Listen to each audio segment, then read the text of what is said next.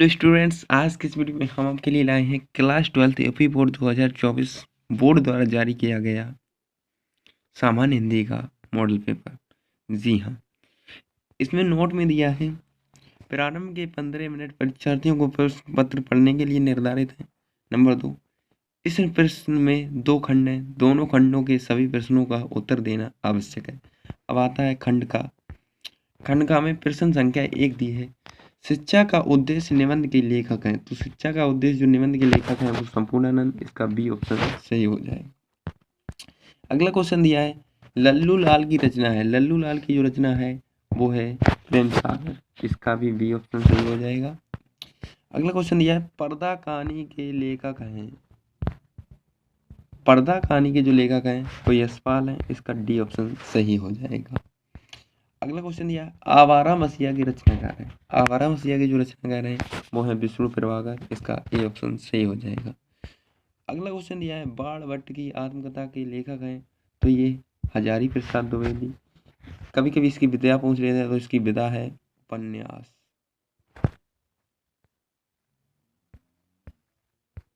इसकी उपन्यास विधा है, ठीक है। अगला क्वेश्चन दिया है कामायनी किस युग की रचना है, तो कामायनी जो रचना है वो है आपकी छायावादी युग की, ठीक है। अगला क्वेश्चन दिया है निम्नलिखित कवियों में से कौन प्रगतिवादी युग का है, तो प्रगतिवादी युग का है जो है रामधारी सिंह दिनकर, इसका डी ऑप्शन सही हो जाएगा। अगला क्वेश्चन दिया है तार सप्तक का प्रकाशन वर्ष है, तो तार सप्तक का जो प्रकाशन वर्ष है वो है 1943 ईस्वी, इसका बी ऑप्शन सही हो जाएगा। अगला क्वेश्चन दिया है द्विवेदी युग की रचना नहीं है, द्विवेदी युग की जो रचना नहीं है वो है कामायनी, क्योंकि कामायनी छायावादी युग की रचना है, ठीक है। अगला क्वेश्चन है अष्टछाप के कवियों का संबंध है भक्ति काल की, तो अष्टछाप के जो कवियों का है संबंध है वो है भक्त काल की कृष्ण भक्ति शाखा से, ठीक है। अब आता है प्रश्न संख्या 3। क्या दिया है दिए गए गद्यांश पर आधारित प्रश्नों का उत्तर लिखिए। 5 प्रश्न होंगे, प्रत्येक प्रश्न 2 अंक का होगा, इस तरह आपके 10 नंबर होंगे, एक अथवा में दिया होगा। पहला दिया है धरती माता की कोख में जो अमूल्य निधियां भरी होती हैं, तो इसका पाठ का नाम इसमें प्रश्न दिया है उपयुक्त गद्यांश का संदर्भ लिखिए, तो इसका संदर्भ हो जाएगा, पाठ का नाम हो जाएगा राष्ट्र का स्वरूप। ये किसने लिखा है, तो वासुदेव सरल अग्रवाल।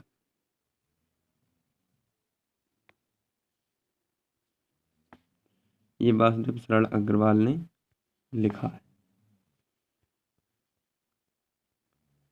इसके आपके 2 नंबर मिल जाएंगे, ठीक है। देखिए इसमें अथवा में दिया अशोक का फूल उसी मस्ती में हंसाए पुराने मित्र, तो इसमें अशोक का फूल दिख रहा है, तो ये हमारे हो जाएगा अशोक के फूल से।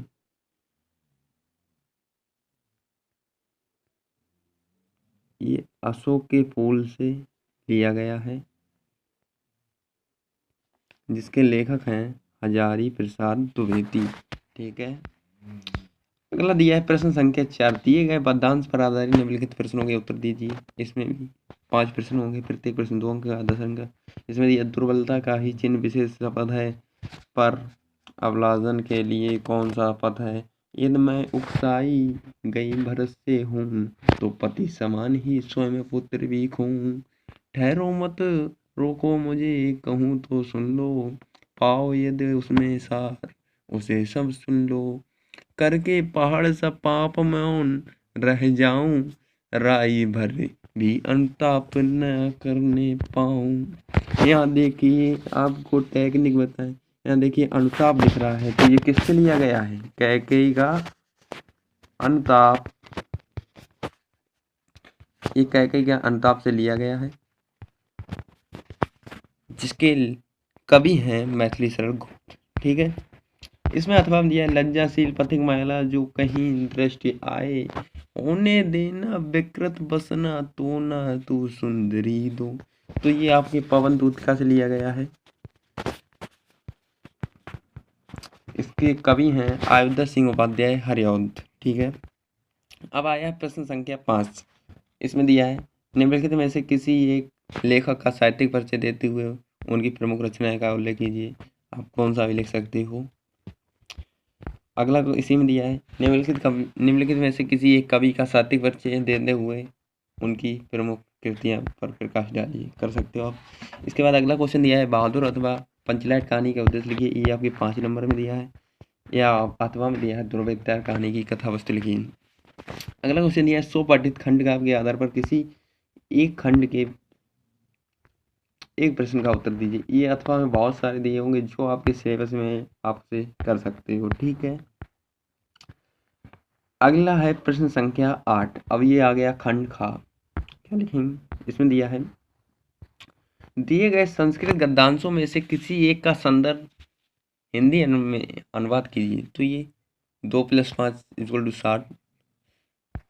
ठीक है, 2 नंबर का आपका इसका संदर्भ हो जाएगा और 5 नंबर का हिंदी अनुवाद। देखिए दिया है महामना विद्वान वक्ता, तो यहाँ महामना दिख रहा है, ये देखिए महामना, तो ये किससे लिया गया? महामना मालवीय नामक पाठ से अवतरित है। ठीक है,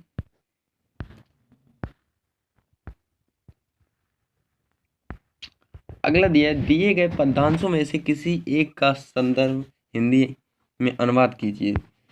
ये भी उसी तरह से इसमें देखिए, नाम नमे रोस्ते भद्रम व उल्लू।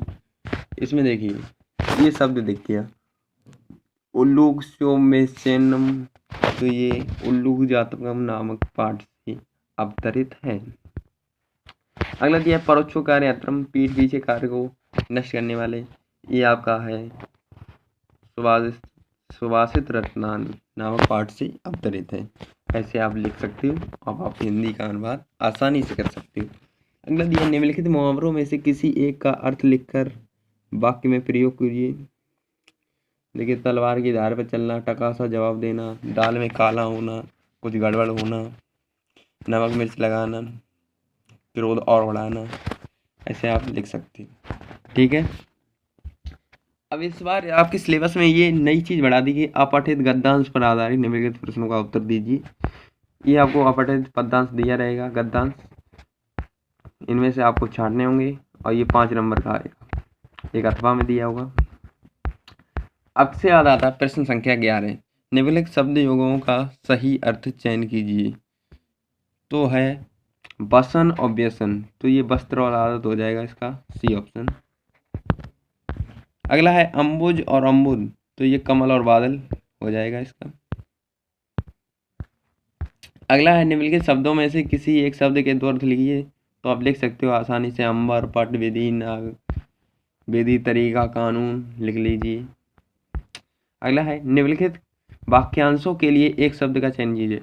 जो आंखों के सामने हो उसे कहते हैं प्रत्यक्ष, इसका बी ऑप्शन बिल्कुल राइट हो जाएगा। अगला दिया है जानने की इच्छा रखने वाला, जानने की इच्छा रखने वाला जिज्ञासु, वेरी वेरी इंपॉर्टेंट है ये। अगला दिया है निम्नलिखित में से किसी 2 वाक्यों को शुद्ध करके लिखिए। तुम तो कुर्सी पर बैठे हो, तुम कुर्सी पर बैठे हो, इस तरह से आप कर सकते हो। इस सरोवर में अनेकों कमल खिले हैं, इस सरोवर में अनेक कमल खिले हैं, ऐसे आप लिख सकते हो। ठीक है, अब आता है प्रश्न संख्या 12 का दिया है, वीर रस अथवा हास्य रस का स्थायी भाव के साथ उदाहरण अथवा परिभाषा लिखिए। ठीक है, अगला है श्लेष अथवा उत्प्रेक्षा अलंकार, दोहा अथवा सोरठा। तो आप रस छंद अलंकार तो तैयार कर ही लीजिए, इनके तो 6 नंबर बिल्कुल पक्के हैं, वो कोई नहीं रोक सकता। ठीक है, अब दे दिया है प्रश्न संख्या 13, ये 6 नंबर में दिया है, बैंक में खाता खोलने के लिए बैंक प्रबंधक को आवेदन प्रार्थना पत्र लिखिए। तो आप आसानी से लिख सकते हो, इसकी वीडियो आपको हमारे ही चैनल पर मिल जाएगी, तो आप उस वीडियो को देखकर आसानी से बिल्कुल कम शब्दों में लिख सकते हो। अगला दिया प्रश्न संख्या 14, यही लास्ट प्रश्न है, निम्नलिखित विषयों में से किसी एक पर अपनी शैली में निबंध लिखिए। ये 9 नंबर का आएगा। देखिए, देश में बेरोजगारी की समस्या, आतंकवाद की समस्या और समाधान, वृक्षारोपण का महत्व, विद्यार्थी और राजनीति, देश की समृद्धि और विकास में समाचार। इसमें आप कुछ नहीं तो ये इसे ज़रूर तैयार कर लीजिए, ये वेरी वेरी इंपॉर्टेंट है, आतंकवाद। ठीक है, थैंक्स फॉर वॉचिंग, देख सकते हो आप। कहीं दिक्कत हो तो कमेंट में बता देना, हम